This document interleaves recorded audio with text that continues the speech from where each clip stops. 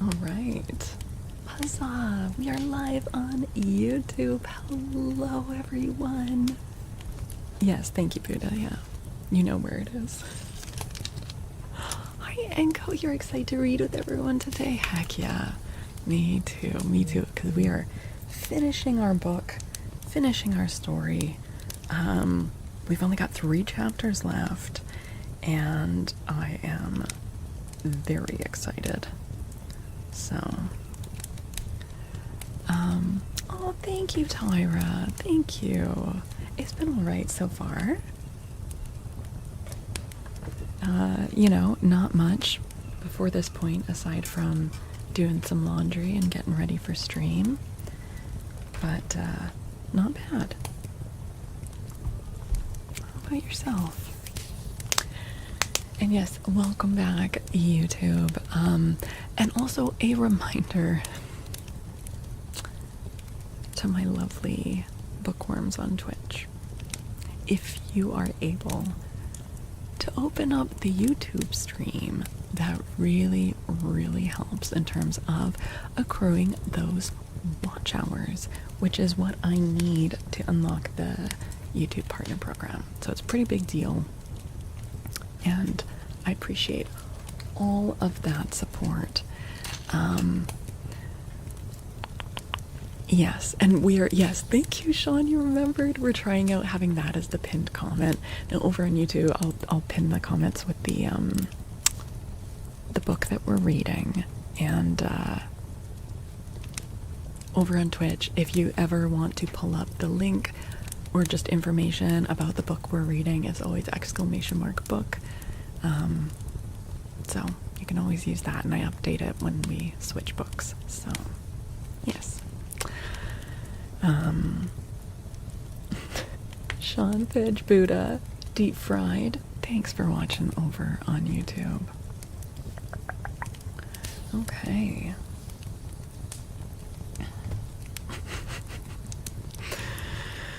So, thank you for that hype train, you guys. KB and Malum over on YouTube. And DJ, thank you. Let me bring up the YouTube chats here on OBS. But because I scheduled it before stream this time, I've already updated the URLs, so they're ready to go. Heck yeah. Okay.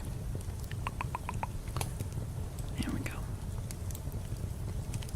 You heard that that's where you can swear?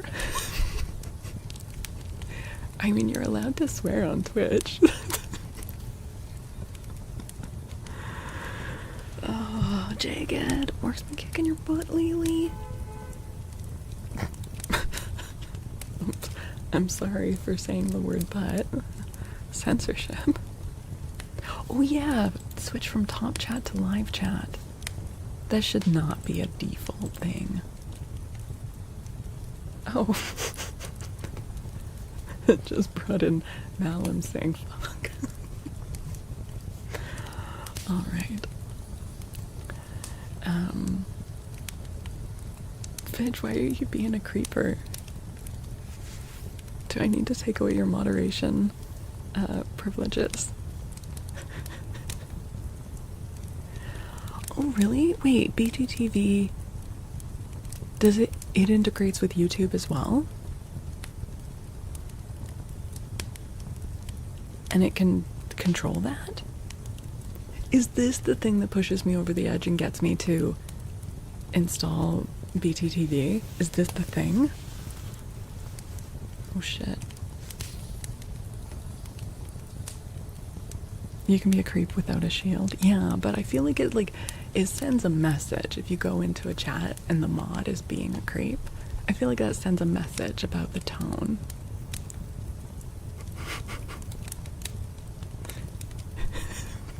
You are sassy today.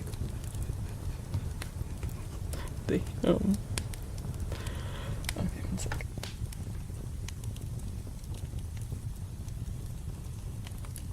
Okay.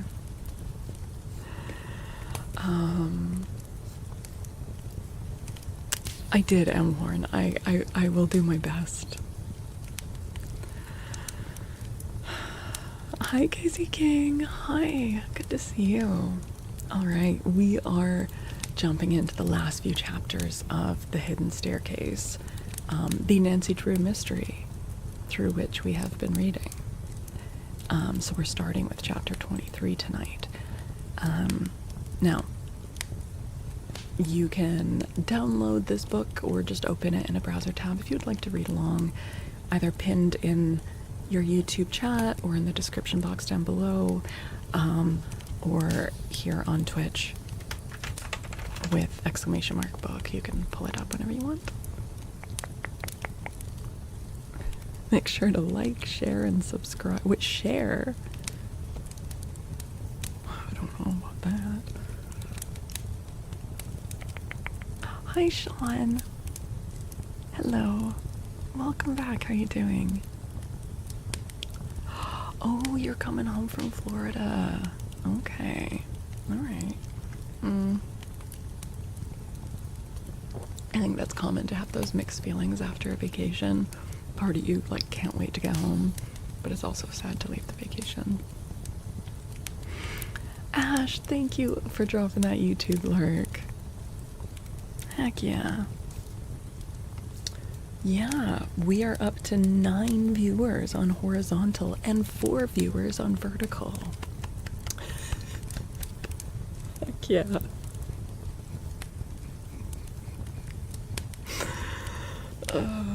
All right.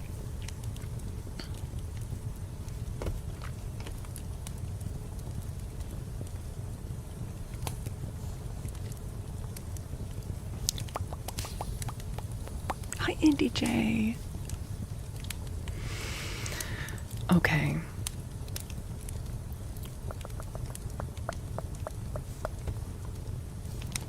Hold on a sec. I feel like I'm like getting washed out a little bit. I don't know if I can do anything about that. Okay.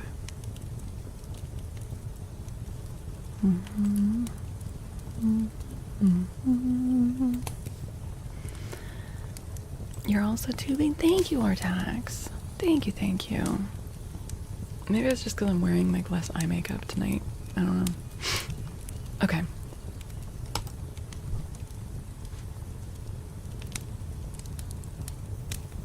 Hades, thank you for that 10 stream streak. Thank you. I'll try not to distract you anymore, Fidge. Okay. So, what's happening with our friend Nancy? She discovered about the secret passageways. Can I just say, this book is titled incorrectly, inaccurately. It's called The Hidden Staircase. And I said in a previous stream, you know, Nancy found the titular hidden staircase. But actually it should be the hidden staircases. There's multiple of them. There are multiple hidden staircases and an underground tunnel connecting the houses. And I feel like the tunnel is like just as, if not more important. It's like dug through the earth in stone and like kind of a big deal, I think. But yes, she has proven that Nathan Gombe has been going through this underground, this subterranean passage connecting the houses. She did fall down one staircase, but there's also like 5 more at least. She found a bunch of staircases. Once it kind of gets under the manor where the Turnbull sisters live, there's a staircase through the walls that opens into the attic, one that opens in the library, one that opens in the kind of living room, one that opens in Floretta's closet. And I think that was not all of them. We need a better plural than staircases. Stair coves? Stair caves? Staircash.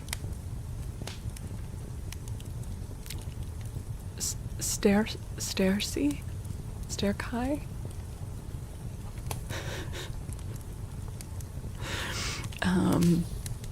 Yeah.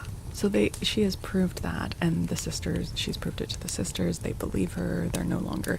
But they had just that morning, because Nancy slept in a bit because she was up all night breaking and entering and finding these hidden staircases. And the swear case, it's really funny. I mean, I did read it, but I didn't comment because I didn't think it was really funny. Found it passable, so I passed it by.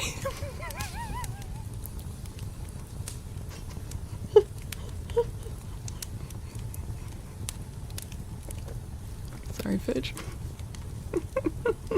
Hey, Laura's cabin. Hi, Jake.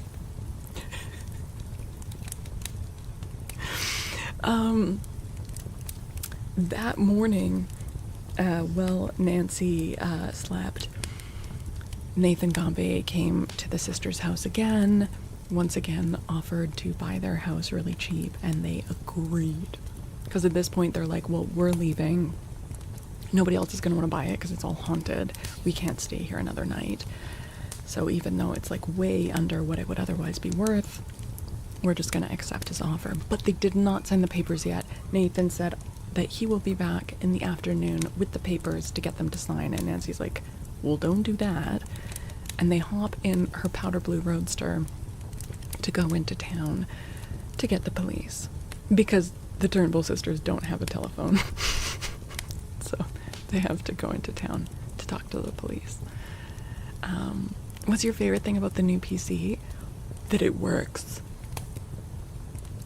It just works. It's quieter. It does not give off any heat. It's got pretty colors. I'm just happy. The quality looks great. Yeah. Yeah. Yeah. So far it has not, like, struggled with anything. I'm sure there's a point. I'm sure there's a point. Every computer has a point where it would start to struggle. Specs. I actually updated the specs. If you scroll down to my gear panel on Twitch in the About Me section, I updated the PC specs there. And I posted a picture of it in the Tech Talk channel on Discord. You're in mobile, you should still be able to do it. You might have to, like, okay, you're lazy, well, I can't help you with that, but it's there if you want to look later. Or, yeah. Or maybe someone will copy paste it all into chat for you. Yes, so they are going to get the police. Now, that sounds like it's all coming together. Except for one thing. Nathan Gombe was not only after the Turnbull mansion, he's also been after Carson Drew, because he wants Carson Drew to give him back the deed to the land that he sold to the Land Commission. Yeah, they're pretty big monitors. They're decent size. Yeah, 32 inches. And so Gombe has kidnapped him and tied him up in like an upstairs bedroom, and is basically starving him out until Carson agrees to give him back the papers, the deed.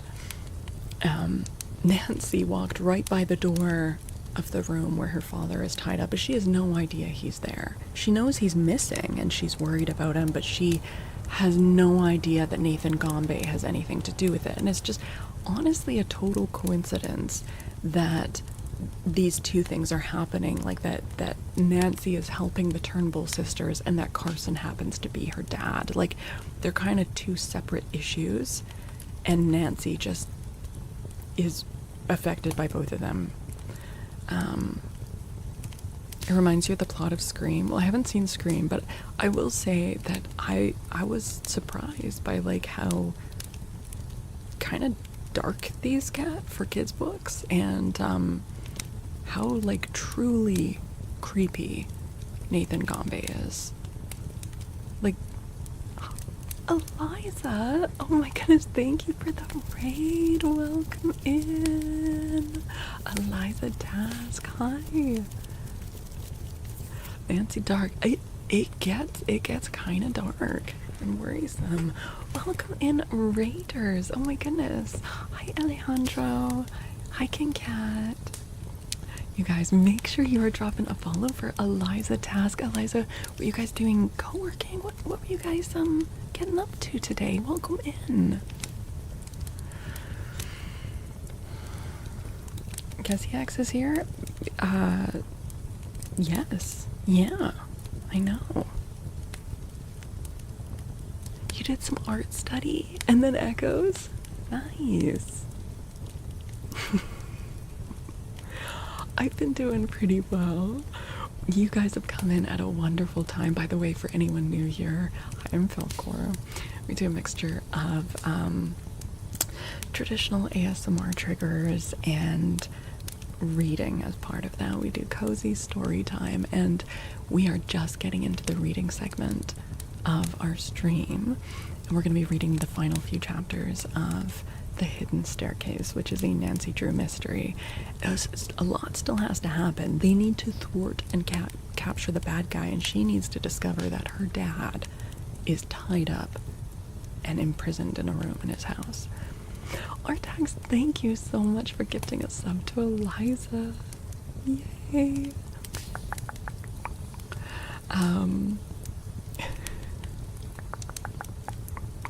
You have several tabs open at all times. I do want to say, okay, this is not a criticism. Wait, Pi is in here? Oh my god, hi Pi. Eliza, thank you again so much for the raid. It is so awesome to have you guys, all of you here. Yeah, make sure you guys are following Eliza. She's awesome. I just want to say this is not a criticism or to say that you should be doing anything differently, but just because not everyone knows. If you have multiple tabs open of different streamers, likely you will not be counted as a viewer in any of those streams. There's a lot of misinformation that circles around about like Twitch isn't counting lurkers or whatever. But only one counts if sound on now. No, I think two. If you can watch two and be counted as both.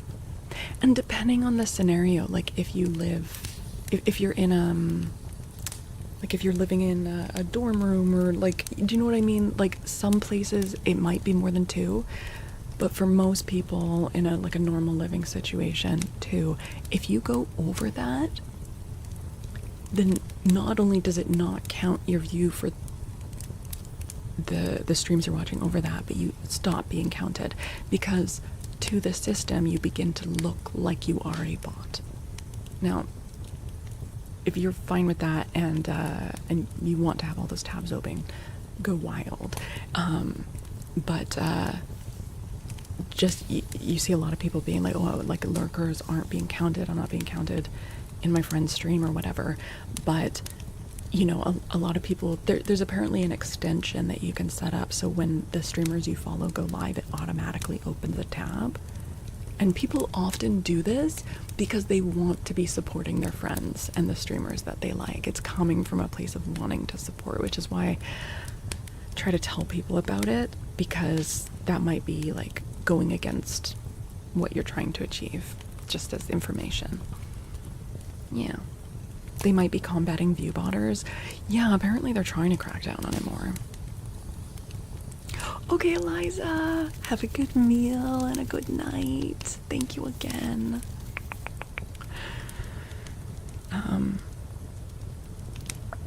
Wait, did I hear how they might be combating view botters? Wait, sorry, I misread that part. No, maybe I didn't. You open some in private tabs? I don't know if that makes a difference, because I think it's by IP address, not just Twitch account. right?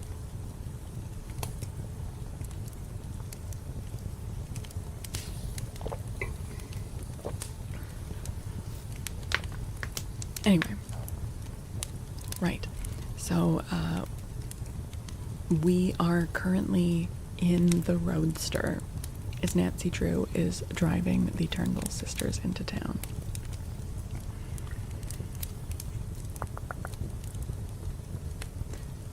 No, I'm saying that logging out would not allow you to get more than, like, to get a higher number of views. It shouldn't, anyways. They've said it's by IP address, so. But not the boiled peanuts.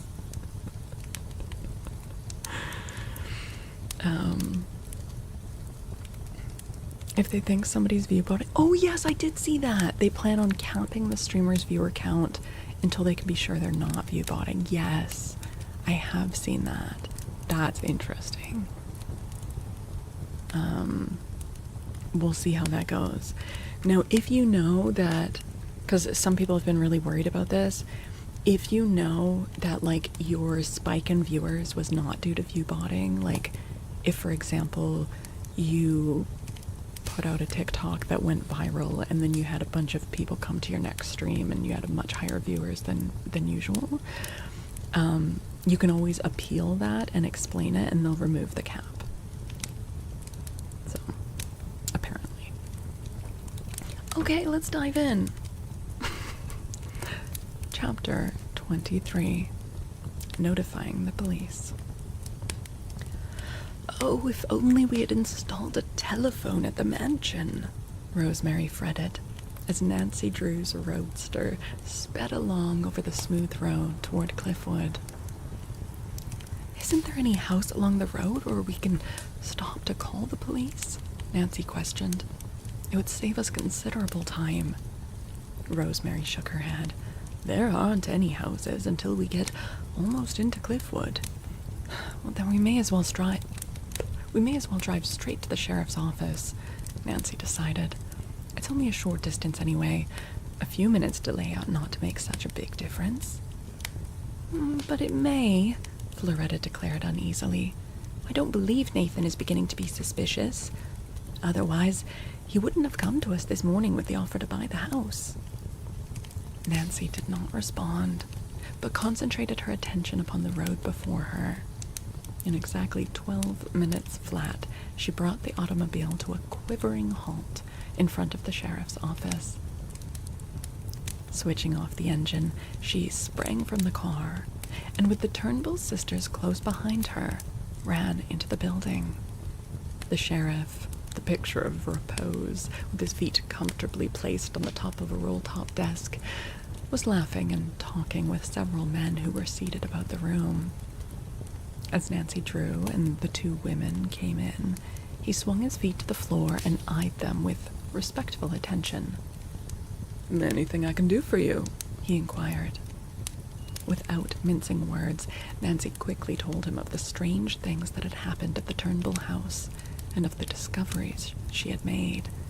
At various points, Rosemary and Floretta corroborated her story. "I want you to arrest Nathan Gombe," Nancy ended. "He is the guilty man." The sheriff scratched his head in perplexity. "Well, I don't know what to say. Nathan Gombe is no friend of mine, and well, folks say he's a little queer, but I never heard of his doing any harm." "There's a first time," Rosemary snapped.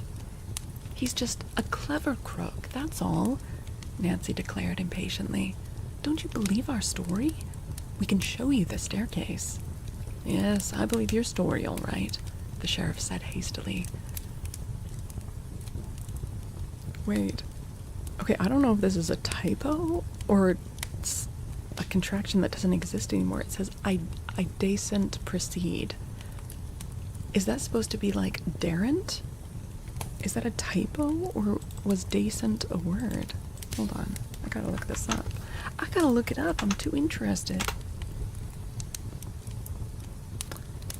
An archaic or dialectical contraction of dare not, or dares not. It would probably be Dascent instead of Dacent. It'd probably be Dascent. She's unwell. Thank you for the follow. Welcome. Dascent. I've never heard that before. That's so interesting. Hi, Rayshawn. Hello. Good to see you. And Anthony, hi. Well, I'm glad you popped in, Anthony. I hope you get some more good sleep. And Duke, hello. Thank you guys for watching on YouTube. Yeah, heck yeah, learning new words. But I dasn't proceed without evidence. You can't arrest a man unless you've some proof he's guilty.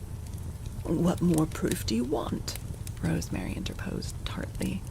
Well, if you'd found the silver urn in his house, or something like that.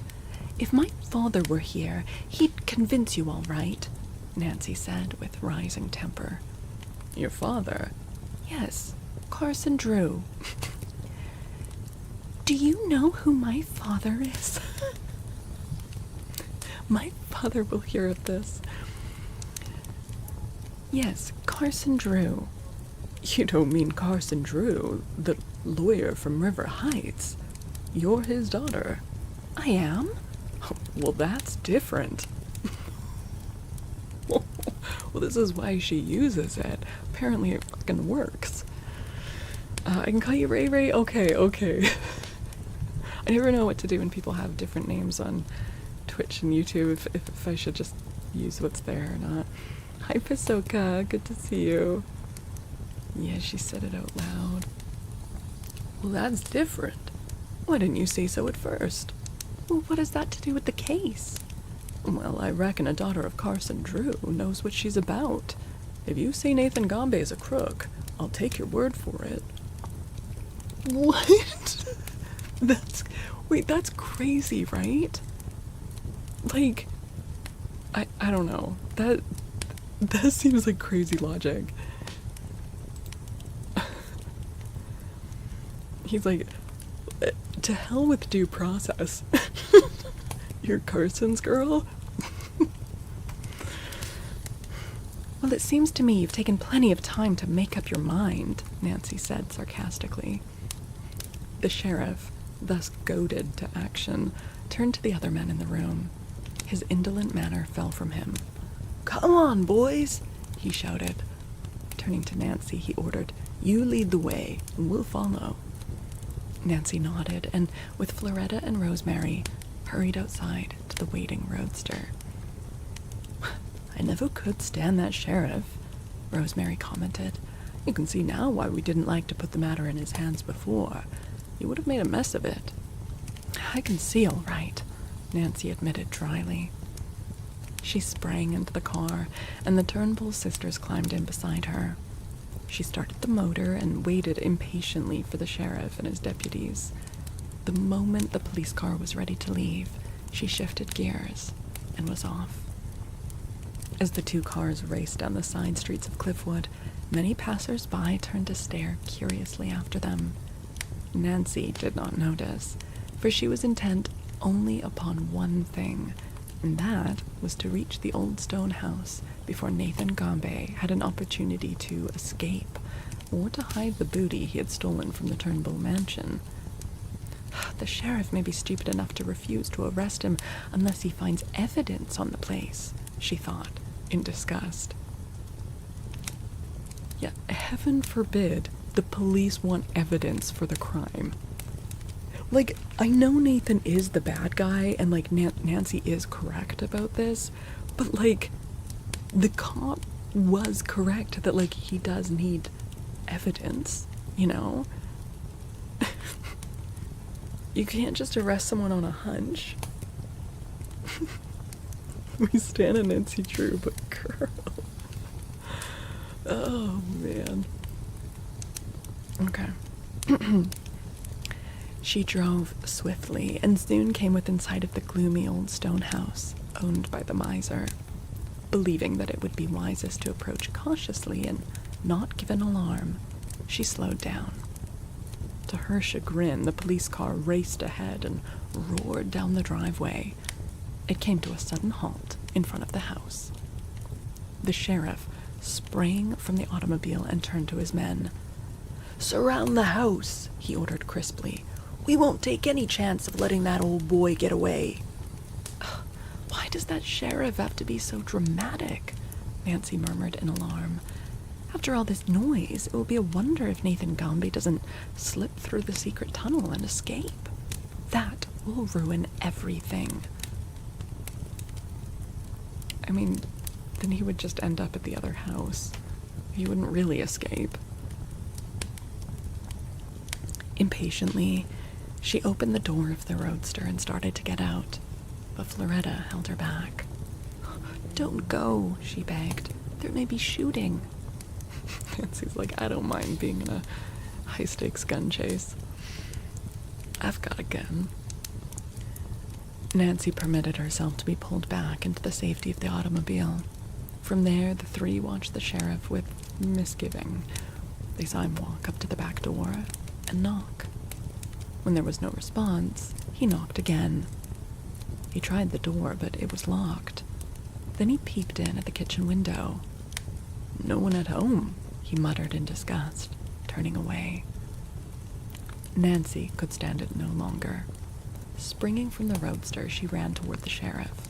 "You can't expect Nathan Gombe to welcome you with open arms after all the noise you made coming up the drive," she cried.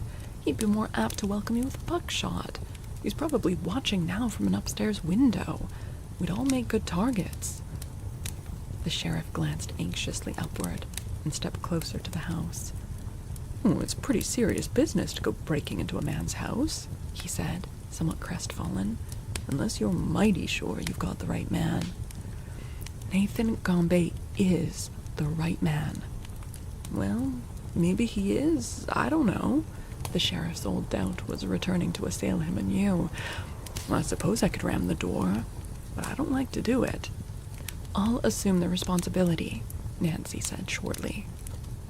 "All right, we'll do it." "Well, there is an easier way." "How do you mean?" "Climb through the cellar door and get in that way. There's a stairway from the cellar leading to the kitchen." "Well, that's an idea." The sheriff motioned to his deputies, and Nancy led the way to the cellar window. One by one, the men crawled in. Nancy hesitated an instant, and then she followed. Silently, she indicated the stairs leading to the kitchen. The sheriff and his deputies crept quietly up to the landing, and there they paused and listened. The house was as silent as a tomb. Then, unmistakably, there was a slight shuffling sound which seemed to come from the kitchen. The sheriff turned to a deputy near him and whispered into his ear, "Did you hear that?" "Yes, Chief," the deputy whispered in reply. "There's someone hiding in that kitchen." "Get set, boys. We'll see who it is." The sheriff placed his hand on the doorknob and gave it a quick turn. The latch clicked. As the sheriff thrust open the door, he started back involuntarily, for he stood looking straight into the muzzle of a sawed-off shotgun held in the hands of Gombe's servant. End of chapter. Oh my goodness. Oh my goodness. Hi. Hi, Sir Nipple Twister. Thank you for the resub. Thank you so much. And Artax for the 300 biddies. Thank you so much. Yeah, not the most competent police force, but at least they can all fit through a window. They've got that going for them.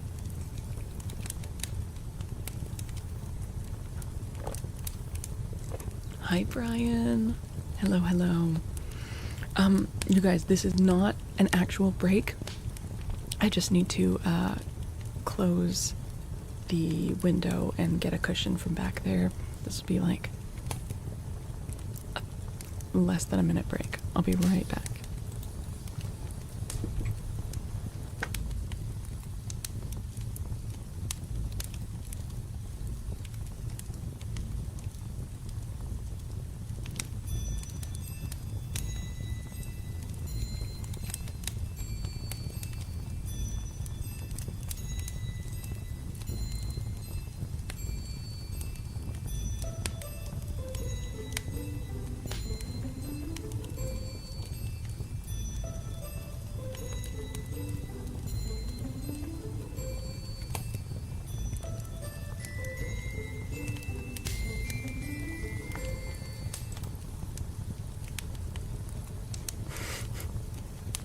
That's perfect.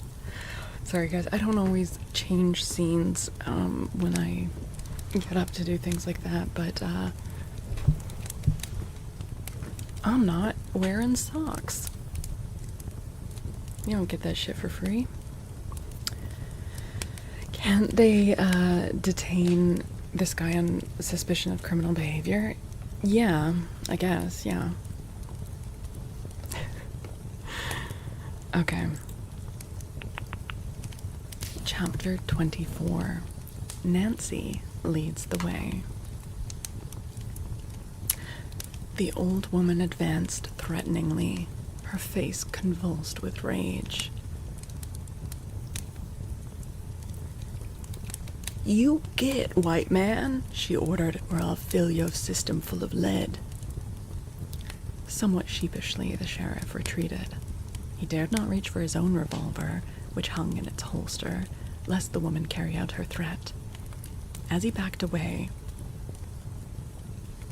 the servant slammed the door and locked it. "Hi, Claire. Hello." Aw, I'm glad you're cozy. Brian, thank you for that streak.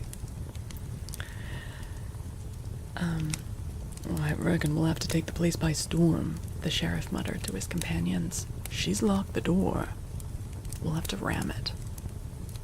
And while we're doing it, she'll pepper us with shot," one of the deputies observed. "Well, I reckon you're right at that," the sheriff said slowly. "I guess we'd better fire a volley through the door." "We haven't any call to kill the woman," a deputy argued, "and a stray shot might hit her. We don't want to do that." "Well, that's so. Anyone have an idea how we can get into the house?" "I have," Nancy Drew announced quickly. "I know of a secret passage which leads from the Turnbull mansion to an upstairs room of this house. Give me 2 men, and the rest stay here to keep watch. We'll get into the house through the passage and take her by surprise." "Well, that's an idea," the sheriff murmured. "I'll go with you myself." He indicated one of the deputies. "You come along too. The rest of you boys stay here. And make a little racket every so often to hold the attention of the old woman," Nancy suggested. "When we get into the kitchen, I'll blow my police whistle," the sheriff added. "When you hear it, rush up from below." The sheriff and the deputy assigned to the venture followed Nancy Drew from the cellar. They crept past the kitchen window and hurried toward the police car. There was no time for Nancy to stop to explain matters to Rosemary and Floretta. They sat huddled in the roadster where she had left them a few minutes before. "Well, they'll be safe enough so long as they stay in your car," the sheriff said, as the 3 ran across the courtyard and sprang into the police car. "Well, that woman isn't likely to make trouble unless she's bothered." The sheriff took the wheel. "Drive to the Turnbull mansion," Nancy directed. The police car sped rapidly down the road and up another and came to an abrupt halt in front of the mansion. Nancy tried the front door. To her relief, she found it unlocked. In their haste to reach the sheriff's office, the Turnbull sisters had neglected to fasten the doors and windows. Nancy opened the door and led the way to the library. Quickly lifting the cover of the sofa, she disclosed the hidden opening. Deftly, she lowered herself into it. The sheriff and deputy stared after her in amazement. "Well, what do you know about that?" the sheriff exclaimed. "We're going through a secret passage," Nancy explained hastily. "Hurry," she called impatiently. "There's no time to lose." Hesitating only a moment longer, the sheriff and the deputy likewise lowered themselves through the opening into the hidden staircase. "You know where you're going?" the sheriff questioned doubtfully. "Yes," Nancy returned. "Watch these stairs or you may take a tumble." As her eyes became more accustomed to the darkness, she moved rapidly down the staircase, warning the 2 behind her of treacherous steps. At last, she reached the lower level and paused before what appeared to be a solid wall. "Now what?" the sheriff demanded. Nancy did not respond, but ran her hand over the wall in search of the tiny knob which would open the panel. She found it, and as she pushed firmly upon it, a portion of the wall swung back. "Come on," she urged, stepping through the opening. The sheriff and his deputy followed. They turned and looked back uneasily as the panel grated shut behind them. "What if we're locked in here?" the sheriff questioned. "We shan't be," Nancy told him quietly. "I know the secret." The three rapidly descended the flight of stone steps and entered the tunnel which led directly to the bird room of Nathan Gombe's house. Reaching the stone steps at the end of the passage, she paused only long enough to warn the two officers that they were now within the house and must remain silent. Quickly ascending the stone steps, she groped about the walls, searching for the hidden spring which would open the panel. "Look for a brass ring or a tiny knob," she directed the two men. "I've got your tiny knob right here," said the sheriff. Even as she whispered the instruction, her hand struck a solid object on the wall. Eagerly she felt of it and discovered it was a small metal ring. "I found it," she whispered in delight. She gave the ring a hard pull, and to the amazement of the sheriff and his deputy, the secret panel opened. Sorry.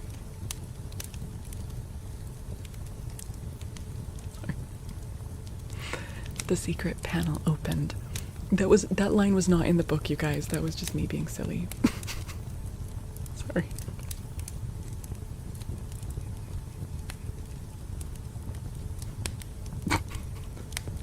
Sorry about that. Yes, sorry. She gave the ring a hard pull, and to the amazement of the sheriff and his deputy, the secret panel opened. Oh, thank you for the 100 bits, Hardtax.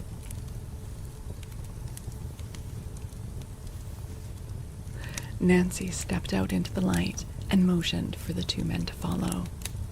She now stood in the closet of the bird room.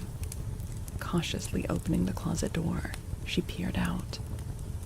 "The coast is clear," she informed her companions quietly. "Follow me." Softly, she tiptoed across the room and tried the door leading into the corridor. It was unlocked. Treading quietly down the hall, she led the way to the stairs. Reaching the lower floor, Nancy Drew and the officers crept toward the kitchen, where the belligerent old servant had taken up her post. The sheriff listened for a moment at the inner door of the kitchen and peered through the keyhole. The old woman had not relinquished the gun, but stood before the basement door, making vehement threats. "I's waiting for you," she muttered. "You just make one pass through that door, and I's going to lose control of my trigger finger. I'll fill you so full of buckshot that you look like a sieve, and I don't mean possibly." Satisfied that the old woman was occupied at the basement door, the sheriff quickly stepped into the room and covered her with his pistol. "You're under arrest," he said sharply. The woman turned suddenly and gazed into the muzzle of the sheriff's gun. She hesitated an instant, as if debating whether it would be wise to attempt resistance, then threw up her hands in surrender. The shotgun clattered to the floor. Nancy Drew, who by this time had rushed into the room, ran to the basement door and unlocked it. As the sheriff gave one short blast on his police whistle, the deputies who had been left stationed below burst into the kitchen. One of them caught up the shotgun from the floor and placed it out of reach. Another quickly slipped handcuffs on the woman's wrists. "Now that we have her, what are we going to do with her?" the sheriff asked bluntly. "Bro, you're the sheriff. Why are you asking all these questions? Do you not know how to do your job? Why are you asking a child how to do your job?" Nancy turned toward him. Sheriff, may I question the prisoner? Go ahead, but I'm afraid you'll not get much out of her. Why are you letting a child question your prisoner? I mean... To Hot Main, hello. Worst sheriff ever. He's not good at his job. Nancy has main character syndrome. I mean, maybe you have to if the people around you are incompetent. You're looking brighter than ever. Yeah, I'm not super happy with the color balancing right now, but anyway, hi.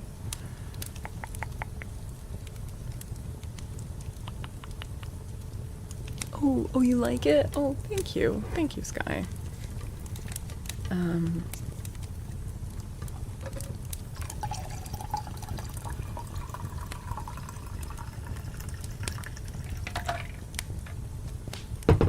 Okay.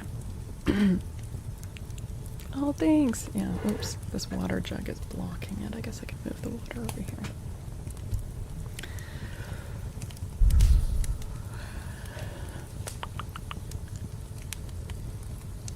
Not talking about the color balancing?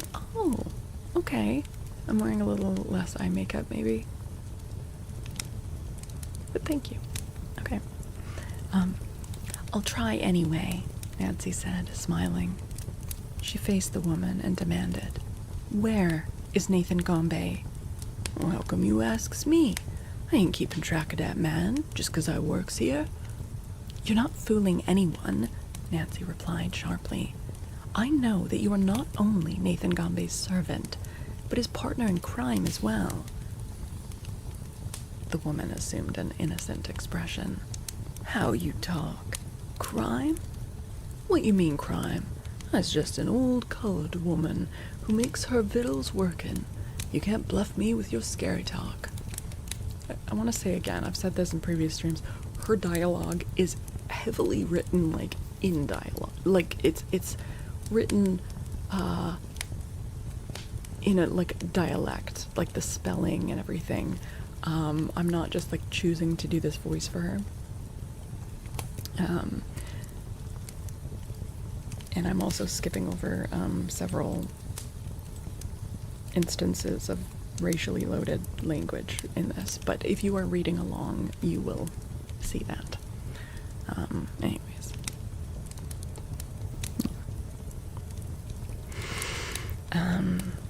I'm not bluffing. It will be the best for you to tell us where he is. If you don't, you'll be behind bars within an hour. For doing what? For resisting an officer. Isn't that true, Sheriff? Yes, I reckon it is, the sheriff returned. The woman has laid herself open to imprisonment by trying to thwart justice. Now, will you tell? Nancy looked straight into the old woman's eyes as she asked the question.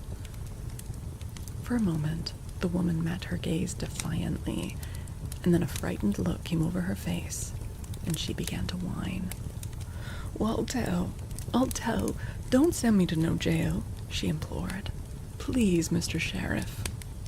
Then, if you don't want to go to jail, tell us where Nathan Gombe is hiding. Hi, Ola. Hello. The woman eyed the girl sullenly for an instant, and then pointed to the floor above. Up there, she mumbled. He's up there with the prisoner. Prisoner? Nancy exclaimed, giving the sheriff a quick glance. What prisoner? The woman stubbornly shook her head. Oh, thank you for those biddies, heart tags. Thank you. We'll find out who you mean, Nancy declared. She turned to the sheriff with decision. We must capture Nathan Gombe before he escapes. If he's upstairs, he may have heard us and tried to get away through the secret passage. Well, he'll not get away, the sheriff assured her grimly. Delegating one man to remain below to guard the woman, he ordered the other deputies to follow him. Nancy, who could not bear to remain behind, crept up the stairs after them. At the top landing, the party paused, undecided which way to go. As they hesitated, the sound of a harsh, rasping voice reached their ears.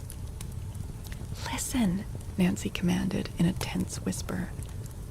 Instantly, she recognized the voice. It belonged to Nathan Gombe.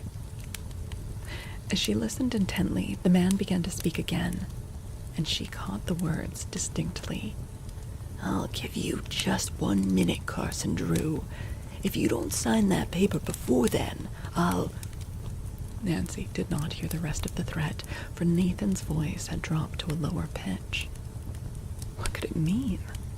Had Nathan held her father a prisoner in the house? She turned frightened eyes toward the sheriff.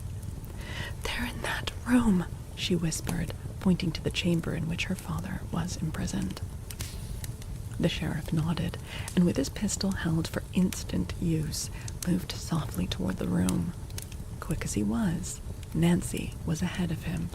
"Nancy, don't be the first one to enter a room that has a prisoner and his kidnapper, and then behind you are a bunch of armed cops. Don't be in the middle of that situation. Like, what are you doing? How is that the right move, and why is the sheriff allowing this?"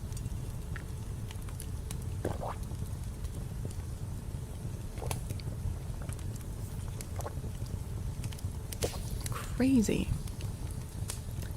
Without a thought for her own safety, now that she knew her father was in danger, she flung open the door. At a glance, she took in the situation. Her father, haggard and pale with suffering, was bound to a chair, and Nathan Gombe, a taunting grin on his evil face, was bending over him. "If you don't sign this paper, you'll never get out of here," he snarled. At the sound of the opening door, the miser wheeled around and saw Nancy Drew.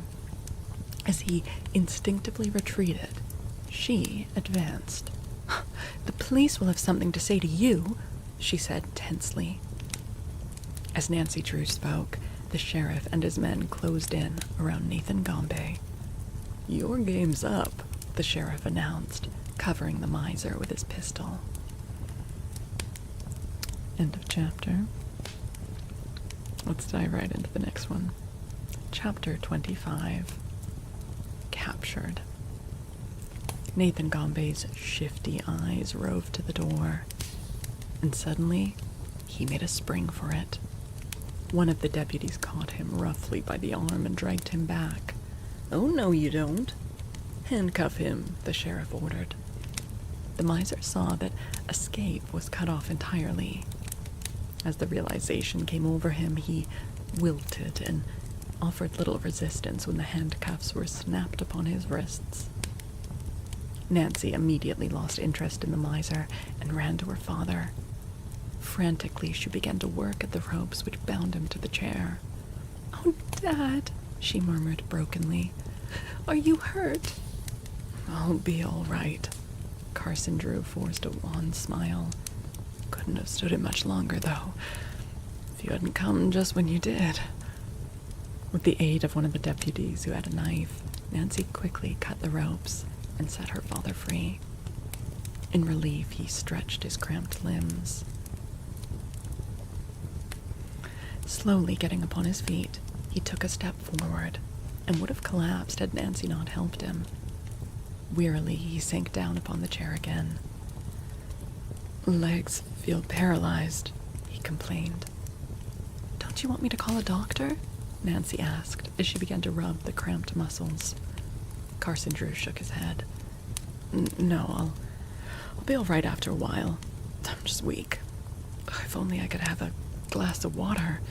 That fiend hasn't given me anything to eat or drink for more than 24 hours. My throat is parched." "I'll get you a drink," Nancy cried. She darted from the room and hurried downstairs to the kitchen.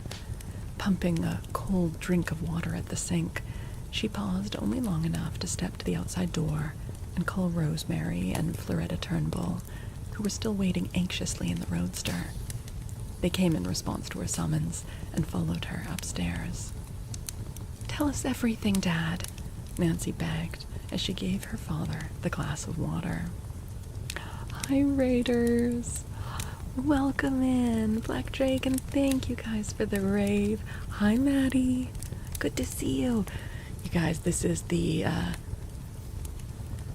end chapter of The Hidden Staircase. They've just caught the criminal, but things are still tense. Welcome in. Please get cozy. Oh, thank you. Thank you, Castle. Hope you had a wonderful stream. You guys make sure you're following Black Dragon Tavern Gaming. They also do reading over there. They do reading, story time, song singing. Wonderful vibes over in the tavern. Make sure you drop them a follow. Alright. Carson Drew set down the tumbler which he had emptied at one draught and fixed his eyes upon Nathan Gombe.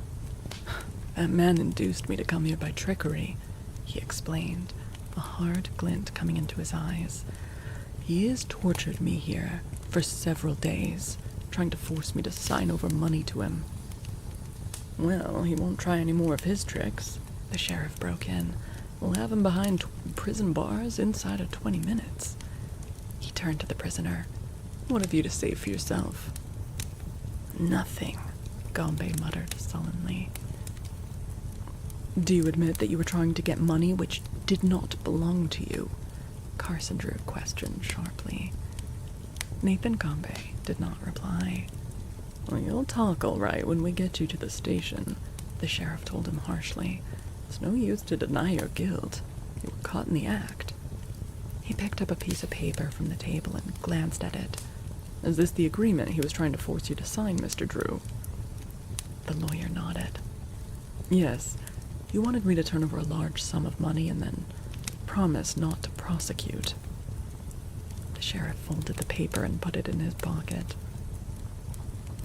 Well, I'll just keep this for evidence. And don't forget, he tried to force us from our home, Rosemary Turnbull broke in. We intend to file a charge against him.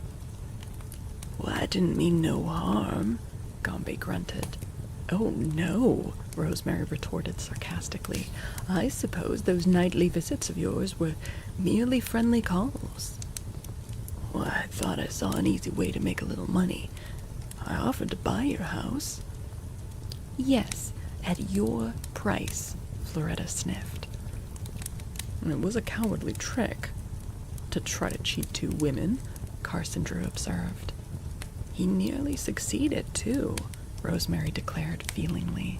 If it hadn't been for Nancy Drew, I don't know why I said her name that way. Made it sound like her first name was an adjective. If it hadn't been for Nancy Drew, we would have been forced to give up our home. We couldn't have stood it there another day. For some time, Nancy had remained silent, but now she turned to the old miser. When did you first discover the hidden staircase? She questioned curiously. Sam Loop, thank you for the follow.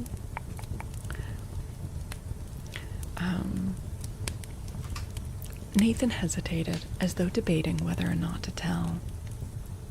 Oh, you'd better make a clean breast of everything. It'll be easier with you if you do, the sheriff warned him. It was 2 months ago, Nathan muttered. Found the hidden spring by accident.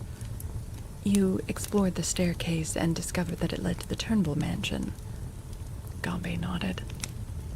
How many openings are there into this house? The only one in the only the one in the room where I keep my birds. There's one more thing I want to know, Nancy continued. It was you who sent me the threatening note, warning me not to come to the Turnbull mansion, wasn't it? Yes, I sent it, the man grunted. How did you learn that I was going there? I hid in the staircase. I heard the old ladies talking about the letter you'd sent. Just as I suspected. And now, where are the things you took from their house? What things? Oh, you needn't pretend, Floretta broke in, enraged. You took our silver urn and a diamond pin. And a pocketbook and a silver spoon, to say nothing of Floretta's silk dresses, Rosemary added severely. I don't know what you're talking about. Oh, yes, you do, Nancy told him quietly. It won't do you any good to deny it, for we intend to search the house from cellar to garret. You may as well tell us what you have done with the things. Nathan Gombe debated the question silently, and then muttered, reluctantly, You'll find him in my room. Which room is that? Straight across the hall. Why haven't you sold them yet, Nathan? You're a terrible criminal. Nancy hurried from the room without waiting for more. Rosemary and Floretta followed her eagerly. As they flung open the door of the bedroom, they gave a little cry of pleasure, for on the dresser stood the silver urn.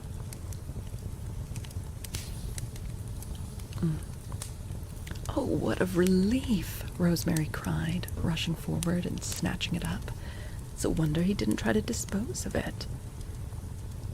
Floretta, who had been investigating the closet, triumphantly brought out an armload of dresses. Hi, Lizard King, what's up? What are you sorry about? But where's the diamond pin? Rosemary demanded. That is the most valuable of all. Is this it? Nancy, who had opened a bureau drawer, held up a tiny object. Eagerly, Floretta reached for it. That's it. Oh, I'm so glad.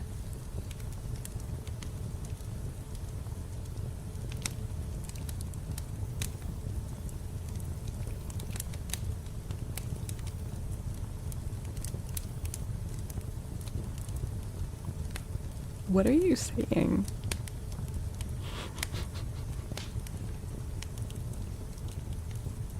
It's a copy pasta? Oh, okay. Because this is the first time this person has ever talked in my chat. Ew. Please don't come in here and call yourself daddy. I don't like this. You're gross. Thank you, Sean.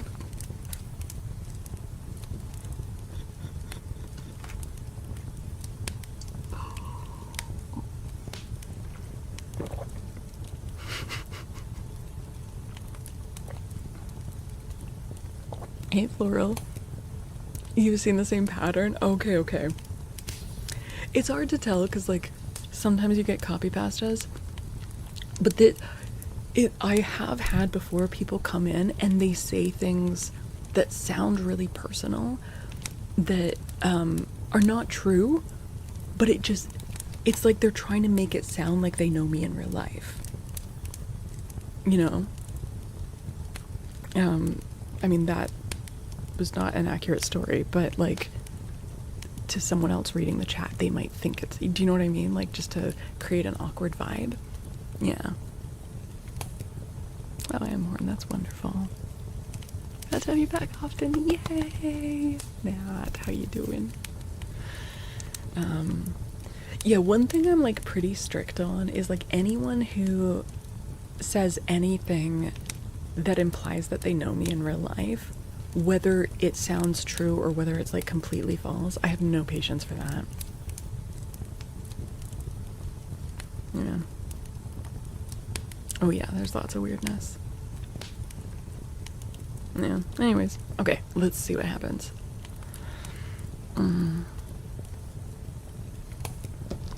Okay. That's it. Oh, I'm so glad. And here's the spoon, Nancy continued, removing it from the drawer. And the pocketbook. The money's gone, though. Oh, we don't care about that, Rosemary said quickly. There wasn't much in the pocketbook anyway. Then everything is here, Nancy declared.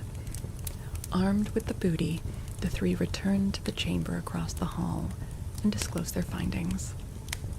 Was a clear case of theft, all right, the sheriff said as he examined the articles. We'll take this fellow to jail and lock him up. He's a dangerous character and ought not to be at large.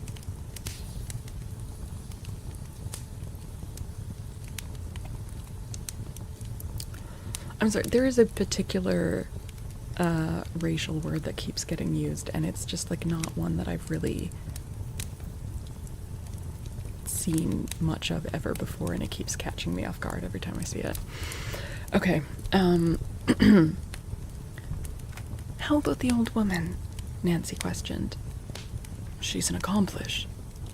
Wait, she's an accomplice, Mr. Drew put in. Take her along. The sheriff grasped Nathan Gombe roughly by the arm and shoved him toward the door. Two of the deputies helped Carson Drew downstairs.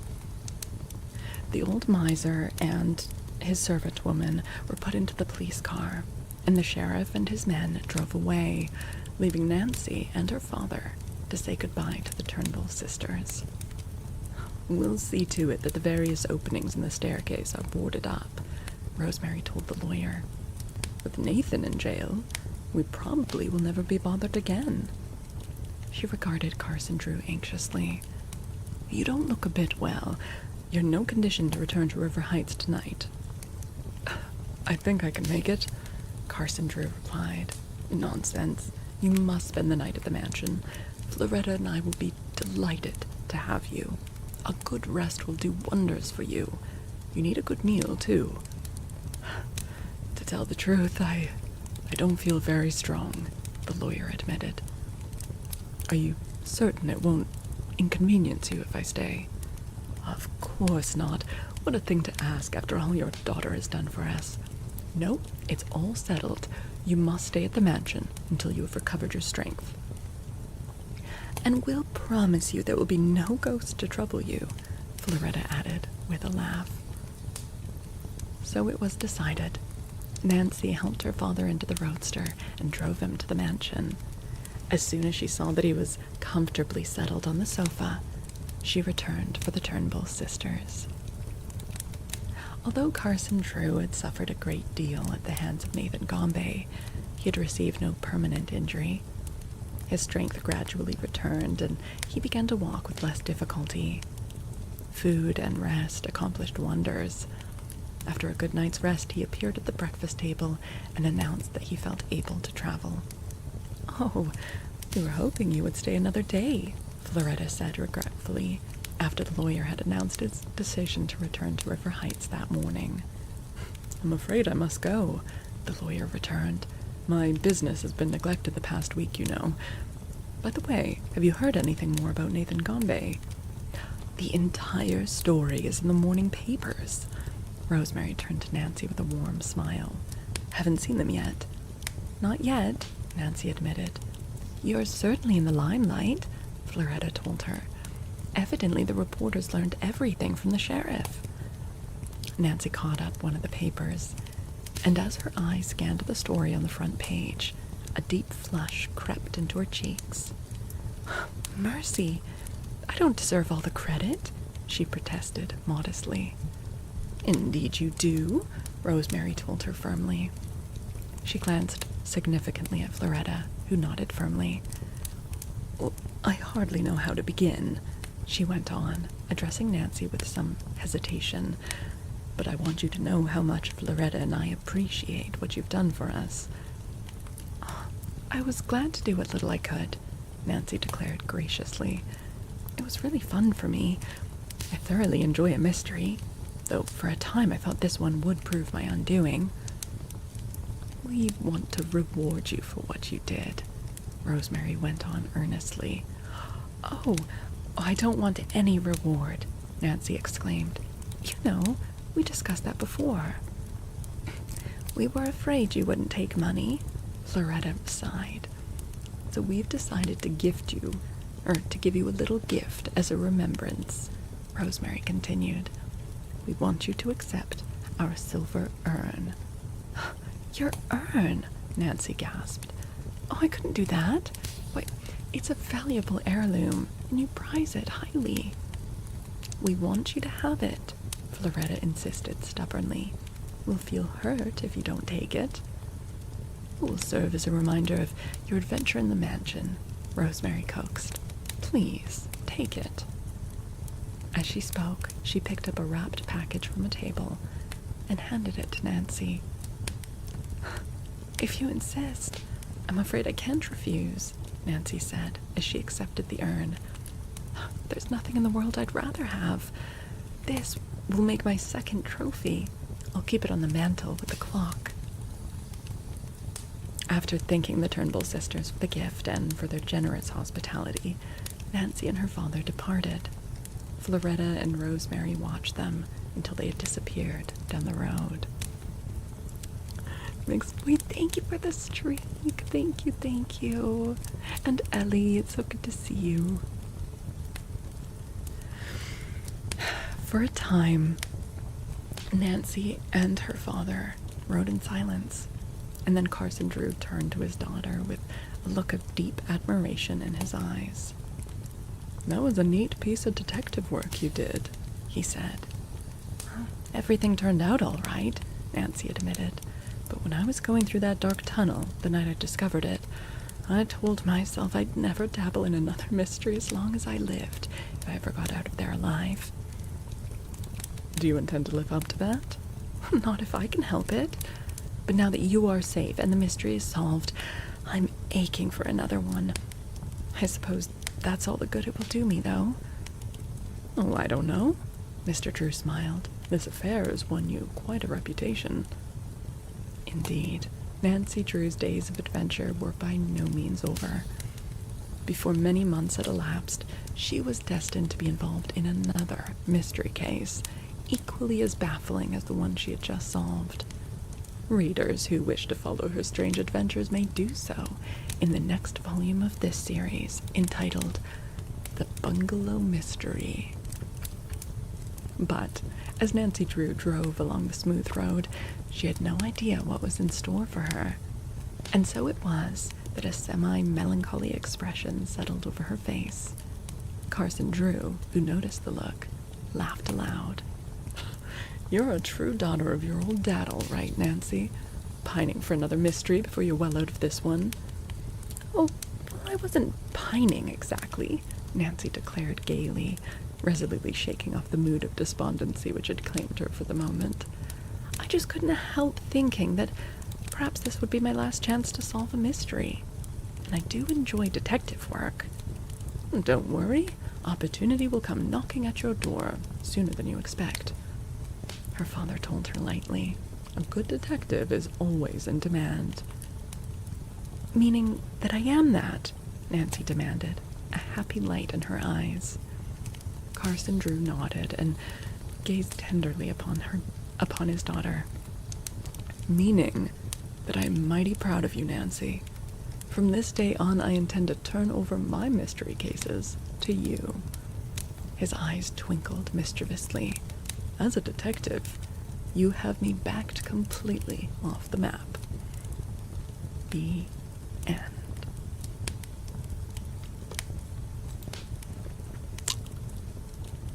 We done did it.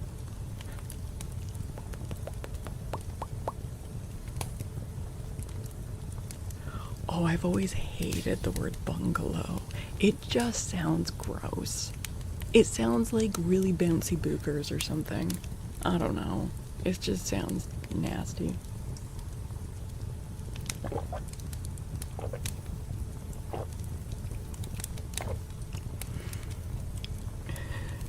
But we will read it.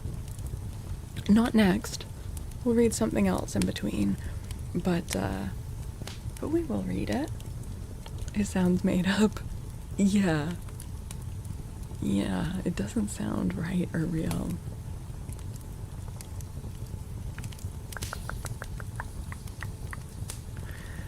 What did you guys think? I thought that one was good. Honestly, that one, I think maybe was better than the first one. He didn't have any unfortunate connotations. Yeah. I think only those 3 are in the public domain. So, for this year, anyways, I don't know if more come into the public domain next year, but yeah. Well, that's fun. Say it like you're jumping on a trampoline with a banjo in hand. Yeah, it kind of does have that vibe. Artax, thank you for the 101 bits. It was fun. That was a lot of fun. Yeah, the way that it like mentions the next book. All right. Well, that took us. I mean, really, only an hour. Hey, cartoons. Oh, well, I appreciate you guys coming out to listen to it. So we are gonna wrap up the YouTube portion. We will keep going with Twitch, and I guess we'll be going live on the other YouTube channel. Hi, Red Sea, welcome back. I'll be taking like a 5-minute break, and then we'll be doing some ASMR triggers on Twitch and on my other YouTube channel. But for now, I just want to say thank you to this YouTube channel. Thank you to everyone who watched over there, whether you came in from YouTube or whether you were from Twitch and you opened that up to help me out. I really appreciate it. If you liked it, make sure to drop a thumbs up on the VOD once the stream ends. Maybe leave a comment for, you know, engagement and all of that, and make sure that you're subbed to the channel. I would really, really, really appreciate that. And yes, if you would like to catch the rest of tonight's stream, which is going to be ASMR triggers and just a cozy hangout, really like soft-spoken and whispered content, make sure that you're subbed to the other YouTube channel and or following on Twitch. Okay. Oh, hi Ocean Blue. Bye Ocean Blue. Bye you guys. Thank you so much for watching. Bye YouTube. Bye YouTube.